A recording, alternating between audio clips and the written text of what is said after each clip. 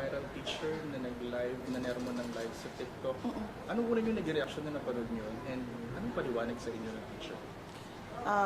Ang una kong naging reaction is tao lang, yung teacher. Lahat tayo umaabot sa punto na nagagalit tayo, lalo pag na-frustrate tayo.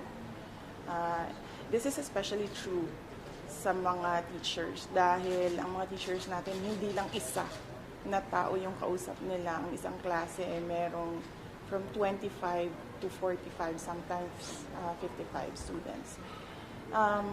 Nakita ko yung explanation niya and then sinabihan ko ang regional office natin na there will be no penalties for the teacher. Just to remind the teacher that if she is angry, she has to pause, itigil muna yung klase, and when she's not angry anymore, saka siya mag-klase.